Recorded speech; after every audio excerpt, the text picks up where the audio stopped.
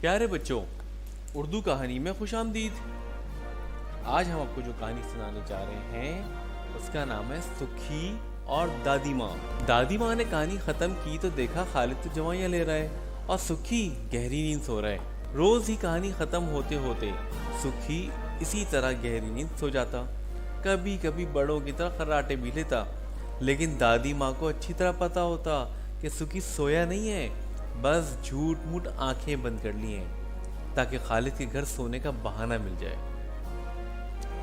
शाम हुई, खाना खाया और सुखबीर सिंह सुखी माँ से कहता, माँ मैं दादी के पास जा रहा हूँ कहानी सुनने। दादी माँ के एक घुटने पर सुखबीर और दूसरे पर खालिद होता। दोनों की आंखें दादी माँ के मुंह पर होती। सुखी के घर में कोई दादी माँ तो थी नहीं। वो यही जानता था कि खालिद की दादी ही मेरी दादी हैं। बड़े भाई तो बहुत बड़े थे, कोई दोस्त था नहीं, था तो सिर्फ एक खालिद। एक दिन सुखी अपनी माँ का मुंह पकड़ के कहने लगा, माँ तुम अपना मुंह दादी की तरह कर लो ना, फिर मैं तुमसे भी कहानी सुन लिया करूँगा। माँ ने कहा, अरे बेटा मुझे फुर्सत कहाँ है तेरे बड़े भाइयों से और तेरे बाबा से।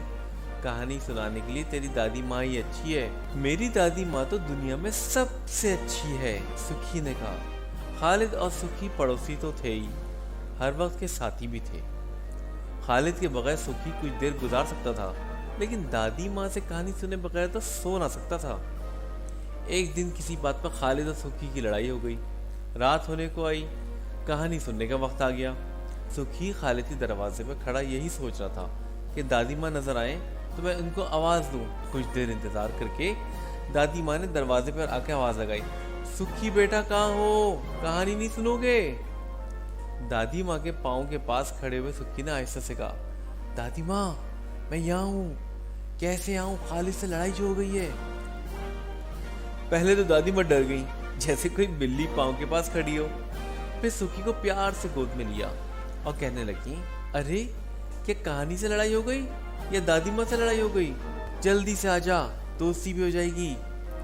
बड़ा मजेदार नजारा था जिसे देखकर सब घर वालों का हंस हंस कर बुरा हाल हो गया। खालिद और सुखी रोज की तरह दादी माँ के दोनों घुटनों पर बैठे थे, लेकिन एक दूसरे की तरफ पीठ किए हुए।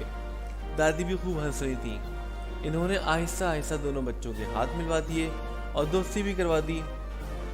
बच्चों, ये वो जमाना था जब हिंदुस्तान तकसीम हुआ और पाकिस्तान बनने का ऐलान हुआ था। सुखी और खालिद के घर वाले लाहौर के पास ही गांव में रहते थे। सुखी के घर वालों ने हिंदुस्तान जाने का इरादा किया। घर में बात होती थी। छोटे से सुखी ने बात सुनी और एक दिन सुना कि कल यहाँ से चले जाएंगे। कहाँ चले जाएंगे माँ? सुखी बहुत रोया। रोता जाता और कहता, मैं कहीं नहीं जाऊँगा, और अगर जाऊँगा तो खालिद को और दादी माँ को साथ लेकर ही जाऊँगा। माँ बाप ने टालने को कह दिया, अच्छा बाबा ले जाएंगे, आज जब कहानी सुनने जाओ तो दादी माँ से कह देना कि वो और खालिद हमारे साथ चलें। रात को जब कहानी का वक्त आया तो सुखी ने दादी माँ से पूछा, दादी माँ तुम और खालिद मेरे साथ चलोगे ना? मेरे बाबा सबको लेकर कहीं दूर जा रहे हैं, मैं तुम्हारे बगैर नहीं जा सकता। दादी ने बहुत समझाने की कोशिश की कि वो नहीं जा सकती, लेकिन सुखी रोता ही रहा और दादी से ऐसे चिमट के बैठ गया जैसे इसकी दादी को कोई छीन रहा हो। रोज की तरह कहानी खत्म होते होते सुखी झूठ मूठ सो गया। दादी माँ ने आवाज दी, उठो सुखी बेटा घर जाओ। ये कहते कहते दादी माँ भी रो दी।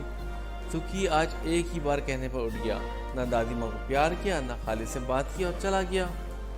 रात को 11 बजे सुखी के माँ बाप ने खालिद के घर वालों का दरवाजा खटखटाया। खालिद बेटा कहाँ हो? सुखी कहाँ है? अभी तक घर नहीं आया। घर में तो हलचल मच गई। दादी ने बताया, सुखी को गए हुए 2 घंटे हो गए। दोनों घरों में हर जगह सुखी को ढूंढा गया। सभी परेशान थे। ढूंढते ढूंढते ये वक्त आ गया कि मैले कपड़ों की टोकरी भी उलट कर देख ली, अलमारियां खोल खोल कर देख ली। दादी माँ ने कहा, मैं बाहर जाके देखती हूँ, शायद भैंस के चारे में छुप गया हो।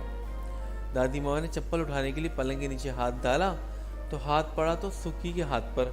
अरे ये क्या? दादी माँ ने कहा। दादी माँ के जूतों का तकिया बनाए सुखी पलंग के नीचे बेखबर पड़ा सो रहा था। सोते हुए सुखी को माँ बाप ने उठाया। सब पड़ोसियों को अलविदा कहा और सुबह सुबह अपनी मंजिल के लिए चल पड़े।